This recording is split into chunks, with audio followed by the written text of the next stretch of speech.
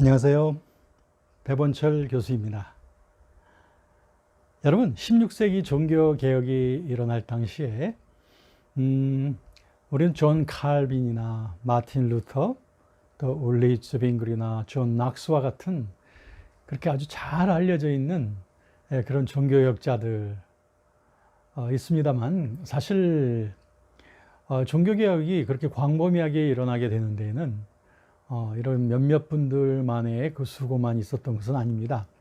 사실 여러 차원에서, 여러 방면에서의 개혁이 있었고, 그런가 하면은 또 우리가 잘 알지 못하는 이런 분들에 대한 소개도 할 수 있어요.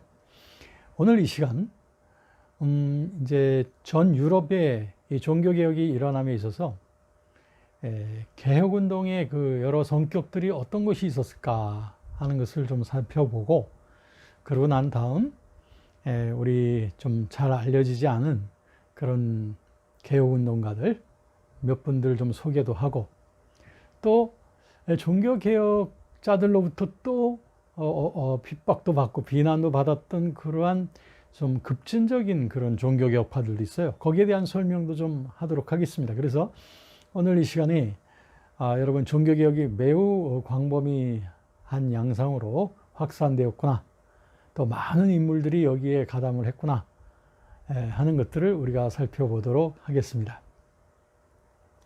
먼저 가톨릭 교회에 대한 개혁운동이 일어나게 될 때에 그 개혁운동의 성격은 한 세 가지 정도로 이렇게 나눠서 볼 수가 있었습니다. 그 개혁운동이 첫 번째는 그 정신적 개혁파라고 볼 수 있는데, 그것은 우리가 마틴 루터나 존 칼빈 같이 그렇게 교리적인 또 성경 중심적인 그런 정신을 가지고 가톨릭 교회를 맞서서 대항하는, 그래서 마침내는 개신교의 세력들을 일궈내는 바로 이런 그 선구자들, 이렇게 앞에 서서 활동했던 이런 분들을 정신적 개혁가들이라고 이렇게 말할 수 있겠습니다. 이 정신적 개혁가들의 아무래도 그들이 서 있는 중심은 성경이었던 거고요. 그래서 그들은 이제 가톨릭 노선을 대항하는 개신교 노선을 만들어낸 사람들이다. 그런가 하면 또 한 부류의 그 개혁가들이 있었는데, 이 사람들은 종교회의파라고 말할 수 있습니다. 근데 이들은 아까 말씀드린 그 정신적 개혁파들하고는 좀 달라서, 이들은 좀 가톨릭 내부에서 좀 주로 작용을 했던 사람들입니다. 이들의 목표는 뭐냐면, 교황권이 너무 남용되어지고 너무 부패되어진 것에 대해서 좀 견제할 필요가 있다. 그러지 않아도 지금 이렇게 종교개혁이 여기저기서 막 일어나게 되는 데는 이 교황권의 남용과 부패가 가장 커다란 원인이 아니겠는가. 이런 점에서 우리 가톨릭 내부에서 교황권에 대한 좀 적절한 수위로 교황권을 좀 통제하는 이런 운동이 일어나야 되지 않겠느냐라고 해서 일어나게 된 것이 바로 이 종교회의들입니다. 그래서 이 종교회의를 주도했던 여러 그 인물들이 있죠. 이런 사람들이 결국 이제 가톨릭에 대한 그 통제를 하게 됐어요. 그래서 이 종교회의파 사람들은 교황에게 말하기를 모든 것을 교황이 다 결정할 수 없는 것이다. 이제는 이제 우리 종교회의의 논의 내용들, 이런 것들을 잘 귀담아 들어야 될 것이고, 또 교황이 모든 일을 결정하기에 앞서서 종교회의의 도움을 좀 받아야 되겠다라고 하면서 이런 식으로 이제 가톨릭 교황에 대한 견제가 들어가게 된 거죠. 이런 것들이 사실은 중세 후기에 교황권의 세력이 그만큼 약화되어졌다는 것을 반증하는 거 아니겠습니까? 사실 뭐 종교개혁이 가능하게 됐던 것도 교황권이 약화되니까 가능했던 것이고, 그 다음에 가톨릭 내부에 종교회의파들이 일어나서 하나의 의회기구적인 역할을 하게 되는 것도 사실은 바로 이 교황권이 약화되어지게 되는 원인이었습니다. 뭐 교황권이 약화되어지게 된 그 원인 중에 가장 커다란 것은 아무래도 십자군 전쟁을 통해서 힘을 많이 뺐기 때문이죠. 십자군 전쟁을 통해서 좀 한 200여 년 이상이나 이어지는 이런 전쟁이었는데 여기에서 만약에 승리를 계속했다면 그러면 많은 땅들을 얻고 많은 재물들을 얻을 수 있고 그렇기 때문에 오히려 교황권이 더 강화되어지는 계기가 됐겠지만 사실은 그 정반대가 되었거든요. 그러다 보니 이제 교황권을 지지해 주던 세력들도 이제 떠나고 또 교황권에 대한 세금, 교황권에 납부하던 그런 세금들도 이제는 끊어지게 되고 또 각 지역에서는 반가톨릭 운동들이 일어나고 뭐 등등 이런 것들이 결국엔 교황권의 세력의 약화를 가져오게 됐어요. 그래서 종교회의파가 또 가능하게 됐던 거죠. 그 다음에 또 하나의 세 번째 그 개혁은 인문주의파라고 말할 수 있습니다. 인문주의파. 이들의 목표는 그 뭐 개신교냐 또 가톨릭이냐라고 보다는 이들은 그 르네상스의 영향을 흠뻑 받아서 좀 인문주의, 즉 휴머니즘, 그리고 합리주의, 이런 이성을 중심으로 한 사람들을 교육을 시키는 것이 세상을 바꾸는 일이라고 생각을 합니다. 특별히 가톨릭 중세 그 가톨릭의 그 교권주의와 함께 그 많은 민중들이 무지와 그리고 맹신에 쌓여 있는 것을 깨우려면 계몽밖에 없다. 그래서 물론 계몽주의 시대는 이제 17세기가 돼야 계몽주의 시대라고 일컫지만 그러나 계몽주의 시대 이전에 이 사람들은 바로 이런 사람들을 깨우기 위한 이성으로서 이성 교육으로서 깨우기 위한 이런 역할을 하는 것, 이것이 매우 중요하다고 본 거예요. 그래서 이들의 중심은 바로 인문주의 그리고 이성주의였습니다. 그러니까 이 사람들은 첫 번째 정신적 개혁파하고도 틀렸어요. 그리고 두 번째 종교회의파 사람들하고도 틀린 거죠. 네. 특별히 첫 번째 정신적 개혁파 사람들하고는 아주 큰 충돌이 일어나게 됩니다. 네. 왜냐하면 정신적 개혁파들의 서 있는 위치는 성경 아니겠습니까? 네. 그런데 이 인문주의파 사람들은 이성인 겁니다. 그러니까 성경이라고 하는 것이 이성적으로 합리적으로 이해되는 부분도 있지만 성경에는 사실 초합리적인, 그러니까 뭐 비합리적이라기보다는 오히려 초합리적인 그런 내용들이 굉장히 많습니다. 그러니까 이성적으로 납득이 되는 내용만 성경에서 받아들인다? 그럼 그것은 하나의 인문주의자일 뿐이지 성경주의자는 될 수가 없습니다. 마틴 루터나 존 칼빈 같은 사람들은 성경주의자였어요. 그러니까 정신적 개혁파였어요. 그런데 이제 제가 지금 소개해드리는 이런 분은 인문주의자였던 거죠.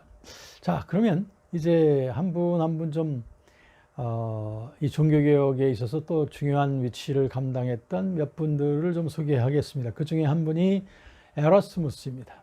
이 사람이 바로 인문주의파의 대표적인 사람으로서 인문주의의 왕자라고 하는 그런 이름까지, 그 별명까지 붙게 됩니다. 이 사람은 데시데리우스 에라스무스라고 하는 사람인데요. 데시데리우스 에라스무스. 이 사람은 네덜란드 사람입니다. 1469년생입니다. 그의 아버지도 역시 가톨릭 사제였고 그도 어린 시절에 어거스틴파 수도원에 들어가서 사제로서의 길을 걷게 됩니다. 1492년 신부로 사제를 받는데요. 신부 사제 받는데 그런데 그가 계속 수도사로서의 생활을 하지 못합니다. 그보다는 좀 더 자유로운 학문의 세계를 찾아서 그는 수도원을 떠나서 프랑스 파리에 가서 공부를 하게 됩니다.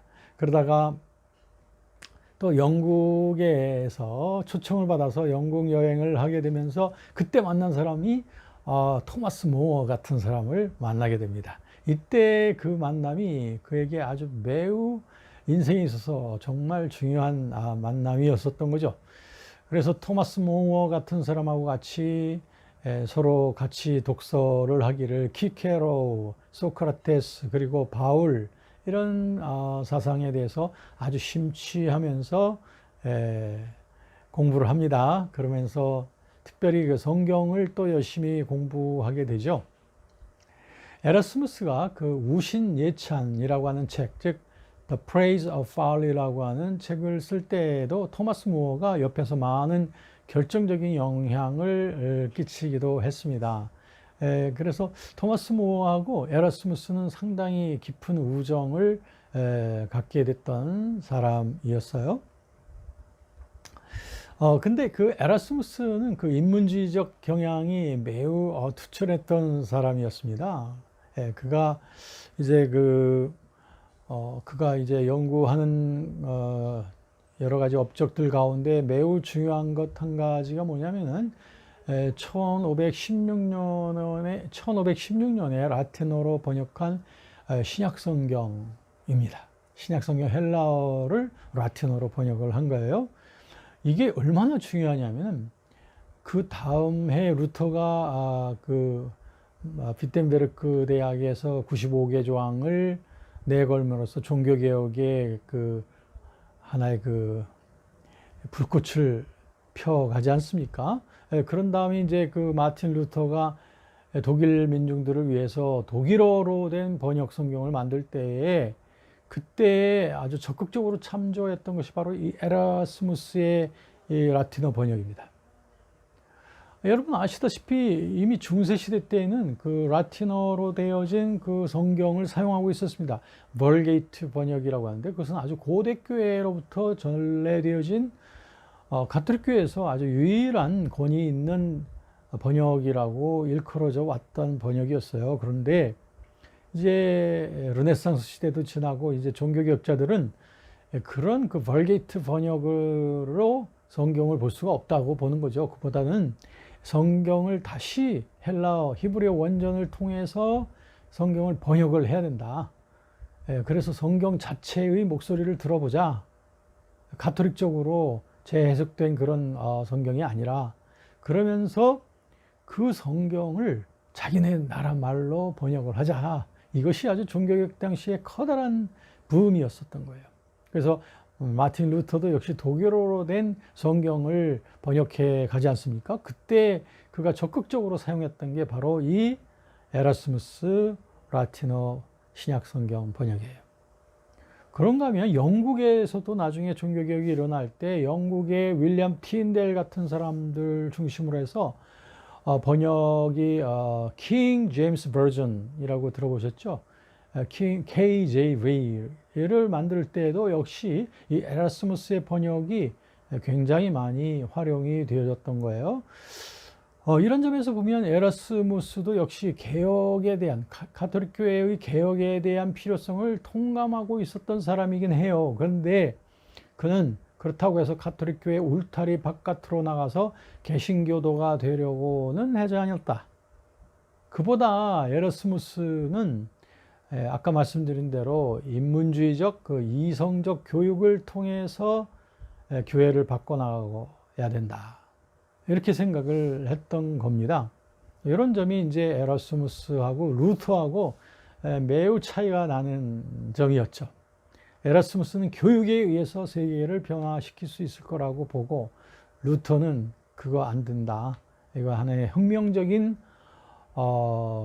개신교 세력을 통해서만 가톨릭을 진멸할 수 있다라고 본 거예요. 그런데 이제 에라스무스하고 루터 사이에는 이제 티격태격을 하게 되는데 특별히 그 자유의지에 대한 논쟁이 아주 유명합니다. 에라스무스는 그 인문주의자이기 때문에 인간의 자유의지를 상당히 적극적으로 보았죠. 그래서 인간이 아무리 타락을 했어도 전적인 타락을 한 건 아니다. 인간의 자유의지까지도 완전히 타락된 건 아니다라고 에라스무스가 보는 거죠. 그러니까 에라스무스가 볼 때는 인간의 자유의지를 잘 함양하고 교육을 잘 받으면 선을 향하여 자꾸 움직여 갈 수 있는 인간이 될 수 있다라고 본 거예요. 근데 루터는 어떻습니까? 루터는 인간의 자유의지가 하나님의 주권과 예정에 딱 예속되어 있다고 보았잖아요. 그러니까 인간의 자유의지가 하나님의 은혜를 향해서 반응을 하는 것은 그것도 벌써 하나님의 은혜의 결과라고 보는 거죠. 그 점에 있어서 루터나 칼빈이나 역시 같은 노선입니다. 특별히 루터의 경우에는 에라스무스하고 이런 변론을 하게 될 때 에라스무스가 보기에 루터의 자유의지론은 이건 거의 숙명론이다. 또 도덕 폐기론에 아주 가깝다라고 본 겁니다. 여러분 이해가 되실 겁니다. 이렇게 그 에라스무스도 일각에서 자신은 이제 가톨릭 교회의 개혁을 위해서 열심히 일했던 그 인문주의자였다. 이렇게 말씀드릴 수 있겠습니다. 또 한 분 소개한다면 스위스의 종교개혁자였던 울리 즈빙글입니다. 그 스위스 태생이고요. 그는 바젤 대학에서 공부하고 그리고 토마스 비텐바흐라고 하는 유명한 그 학자, 인문주의적 학자인데요. 그로부터 이제 공부를 또 하게 됩니다. 즈빙글이도 역시 가톨릭 사제가 되어져서 이제 스위스의 한 작은 마을에서 성당 사제로서 근무를 하죠. 그러다 한때는 또 군목으로 일하기도 합니다. 사실 그가 전쟁터에서 이제 군목으로 전쟁에 나갔다가 나중에 가톨릭 세력하고 싸우다가 죽게 되죠. 그 점을 들고서 존 칼빈이 그 점 때문에 굉장히 분개하면서 칼빈이 반카톨릭 노선으로 적극적으로 나아가게 되는데 아무래도 이 즈빙글이 동료였던 그 즈빙글이의 그 죽음의 소식이 칼빈을 많이 자극한 것도 어느 부분 있습니다. 어쨌든 즈빙글이는 자기가 활동하고 있을 때 그 주리 대성당에도 그가 배치되기도 합니다. 물론 개신교로서의 개혁교회 목회자로서의 그런 역할을 하는 거죠. 그도 역시 마틴 루터의 95개 조항의 영향을 받아서 마틴 루터가 1517년에 95개 조항 했잖아요. 근데 이제 즈빙글이는 1523년에 67개 조항을 발표를 했습니다. 그 내용 중에 보면 마틴 루터의 95개 조항하고 비슷해요. 성경의 권위가 중요하다. 또 구원은 믿음으로 받는다. 연옥은 없다. 그리고 죽은 성인들에게 기도하는 것은 쓸데없다. 그리고 모든 성직자들은 결혼하라. 이런 거였습니다. 그리고 그는 초대교회의 예배 형태를 가장 좋아했습니다. 그래서 아주 단순하면서도 성경적인 그런 예배가 중요하다 생각했어요. 루터하고 좀 다르죠. 그런 점도. 그리고 기독교 교회 제도도 이런 어떤 감독 제도보다는 입헌 제도 이런 것들을 많이 채택을 했고요. 무엇보다도 루터하고 각을 세웠던 것은 성만찬론이었죠. 루터는 공제설을 말했죠. 그리고 즈빙글이는 기념설을 말한 것. 이것이 성만찬론에서 많이 차이가 나지요. 그런가 하면 그 예배 시에도 그는 독일어로서 이제 그 집례를 함으로써 가톨릭 교회하고 매우 다른 점들을 보여주었습니다.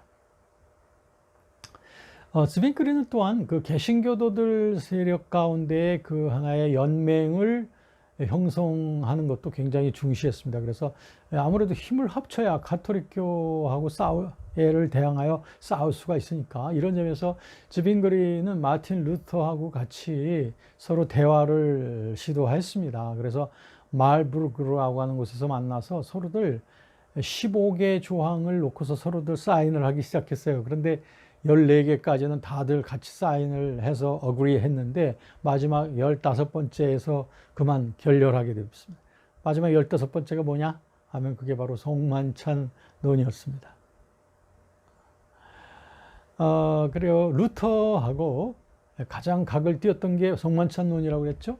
이 점에 대해서는 루터의 성만찬론에 대한 지난번 강의에서 제가 말씀을 드렸어요. 어쨌든 다시 축약한다면 루터는 성만찬 때 어쨌든 그리스도의 몸이 거기에 함께 해야 된다 라고 하는 점에서 그리스도의 몸의 현존을 강조했다는 점.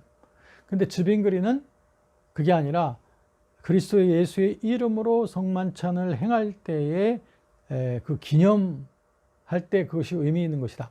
하나의 그리스도에 대한 상징으로서 의미가 있다라고 해서 기념설 또는 상징설이라고 하죠. 그래서 이것이 쯔빙그리의 인문주의적 기질을 또 보여주는 일면이라고 생각을 합니다. 한 분 더 소개해 드릴까요? 그 사람은 존 낙스입니다. 존 낙스는 스코틀랜드의 종교개혁자이죠. 종교개혁을 성공시킨 사람입니다. 사실 가톨릭과 싸우다가 노예로 끌려가서 한 1년 반 동안이나 고생도 하기도 했지만 나중에 영국 정부의 도움으로 노예에서 풀려나기도 해서 나중에 스코틀랜드에 마침내 종교개혁을 완성시킬 수 있었던 사람이 바로 존 낙스다, 이렇게 말씀드립니다. 자, 이렇게 몇몇 분들에 대해서 소개를 했으니 이제 마지막으로 한 가지 더 소개할 것은 좀 급진적인 종교개혁파입니다. 급진적인 종교개혁파는 지금까지 말씀드린 이런 분들이 하나의 온건한 종교개혁자들이라고 하면, 급진적 개혁파들은 보다 더 원초적인 개혁을 해야 된다. 가톨릭을 좀 비슷하게 따서는 안 되고 완전히 무의 상태에서부터 성경에서 말하는 것만 세워나가야 되지 않느냐, 이게 진정한 개혁이 아니냐라고 외쳤던 사람들이 이 급진적 개혁파 사람들입니다. 그래서 이 급진적 개혁파 사람들은 가톨릭 교회로부터도 핍박을 당하고, 그리고 이 온건한 개혁교회로부터도 상당한 많은 비난을 받게 된 사람들이죠. 이 급진적 개혁파 사람들 가운데 한 부류를 소개하겠습니다. 그들은 제세례파라고 일컬어집니다. 제세례파, 아나바프티스트라고 해서 세례를 다시 준다라고 하는 그런 별명이겠죠. 이런 별로 그렇게 명예롭지 않은 별명이 그들에게 하나의 고유 명사로서 붙게 되었습니다. 이 제세례파 사람들의 배경은 왜 그런 좀 불명예스러운 듯한 그런 이름이 붙게 되었을까? 그 배경을 말씀드리면 재밌을 거예요. 자, 우선 가톨릭 교회 사람들이 어린이로 태어나서 어린이가 되면 부모들이 그를 성당에 데리고 가서 유아 세례를 줍니다. 물론 어린아이는 모르죠. 세례가 뭔지 아무것도 모르는 상태에서 세례를 받습니다. 그게 유아 세례입니다. 가톨릭 교회에서 유아 세례를 시행하는 이유는 세례 그 자체가 뭔가 구원에 대한 은총을 주는 그런 성례전이다 라고 해서, 비록 어린 아이들이 아무것도 모르지만 부모 따라서 세례를 받으면 비록 자기가 모르는 가운데에 받았지만 그것은 효력이 있다라고 보는 게 가톨릭 교리거든요. 그런데 개신교인들은 어땠을까요? 이제 가톨릭으로부터 벗어난 개신교에서는 유아 세례가 그런 의미가 될 수 없다라고 본 거죠. 그런데 온건한 개혁파 사람들은 그 유아 세례를 받은 가톨릭 교인들이 개신교로 들어왔을 때 그냥 그들을 받아주었습니다. 받아주고 그들이 들어올 때 그냥 입교식을 시행을 했습니다. 이제 신앙 고백을 새롭게 하고서 개신교로 들어왔다라고 하는 의미로서 입교식을 하고, 세례는 그냥 유아 세례 받은 거 그대로 인정을 해줬다 이거예요. 근데 이 제세례파 사람들은 그것에 크게 불만을 한 거예요. 왜 불만을? 아니, 세례라고 하는 것을 어떻게 이렇게 자기도 모르는 가운데 세례를 받는 게 그게 참 세례인가? 세례란 자기가 예수님을 믿고 고백을 하고서 그리고 사람들 앞에서 세례를 받음으로써 표시를 하는 게 그게 진정한 세례가 아니냐. 그러니까 그 유아 세례라고 하는 것은 도저히 있을 수 없다. 이렇게 주장을 하는 거죠. 그러니까는 가톨릭 교회에서 이제 제세례파 모임으로 넘어오게 된 사람들은 어떻게 되겠어요? 가톨릭 교회에 있을 때 유아 세례 받았죠? 그럼 이 사람들을 어떻게 했겠습니까? 이 사람들은 제세례파에서는 뭐라고 했냐면 유아 세례 받은 건 소용이 없다. 그러니까 지금 새로 고백하고 지금 세례를 받는 이 세례가 진정한 세례다라고 하면서 세례를 줬거든요. 그러니까 제세례파 사람들은 그런 어떤 뜻이었는데, 주변에서 주변에서 이제 가톨릭에서 보거나 또 온건한 개혁파에서 볼 때는 저 사람들 저거 다시 세례를 주네, 두 번째 세례 주네 하면서 재세례파라고 하는 별명을 붙이게 됐던 거예요. 자, 재미있는 것은 오늘날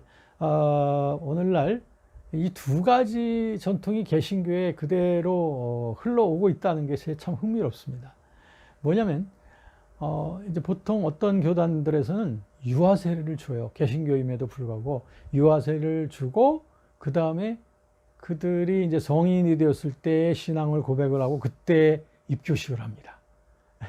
이게 원래는 가톨릭에서 유아 세례 받은 사람이 개신교로 들어올 때 그때 입교식을 하던 것이었는데, 그것이 이제 개신교 내 하나의 전통이 돼가지고 어렸을 때 유아 세례 주고 그 다음에 입교식을 하는 이런 식으로 지금까지 흘러오고 있고요. 또 하나의 전통은 어렸을 때 세례 주지 않는 거죠. 그리고서 이제 성인이 됐을 때 그때 고백하고 세례를 주는 이 재세례파 전통이 흘러오고 있는, 이 두 가지가 지금까지 흘러오고 있어요.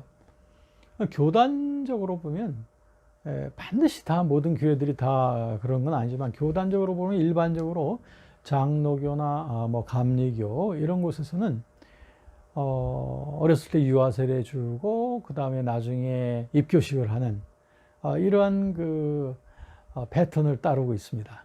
그런가 하면 뭐 침례교나 뭐 그리스도 교회 또 순복음 교회라든지 아니면 성결교회, 이와 같은 교회들은 재세례파적인 전통을 따라서 신앙 고백을 제대로 할 때 그때 세례를 줍니다. 그런데 어렸을 때 유아 세례는 안 주잖아요. 안 주지만 이제 새로운 어떤 한 가지가 부과가 되었는데, 뭐냐면 유아 세례는 안 주지만 헌화식이라고 하는 것을 시행하게 됐어요. 그래서 헌화식이란 뭐 세례가 아니고 어린아이를, 우리가 낳은 아이를 하나님 앞에 잘 뜻대로 잘 키우겠습니다라고 하는 그 부모들의 다짐의 시간, 이것이 헌화식입니다. 그러니까 이제 그 유아 세례 안 주는 곳에서는 그런 식으로 헌화식하고 나중에 세례하는 이런 패턴으로 지금까지 흘러오게 된 거예요. 여러분, 매우 흥미롭지 않습니까? 이처럼 오늘 시간을 통해서 여러분들은 정신적인 개혁파, 그 다음에 종교회의파, 그런가 하면은 인문주의파 사람들이 다 같이 이 모퉁이에서 저 모퉁이에서 가톨릭 교회의 개혁을 위하여 힘쓰게 되었다고 하는 점, 이런 것을 살펴보았고, 그리고 뛰어난 여러 대표적인 개혁 활동을 했던 사람들의 그 행적을 우리가 살펴보았고, 재세례파까지도 우리가 살펴볼 수가 있었습니다. 이렇게 해서 우리들은 좀 광범위하게 우리 종교개혁에 대한 그 확장에 대한 내용을 우리가 오늘 살펴볼 수 있었습니다. 여러분, 어찌하든지 우리는 성경 중심의, 성경이 성경을 말하게 하는 이 성경 중심의 신앙에서 우리들이 꼭 뿌리를 깊게 내리고, 그래서 세상을 변혁시켜 나갈 수 있는 저와 여러분이 되었으면 좋겠습니다. 감사합니다.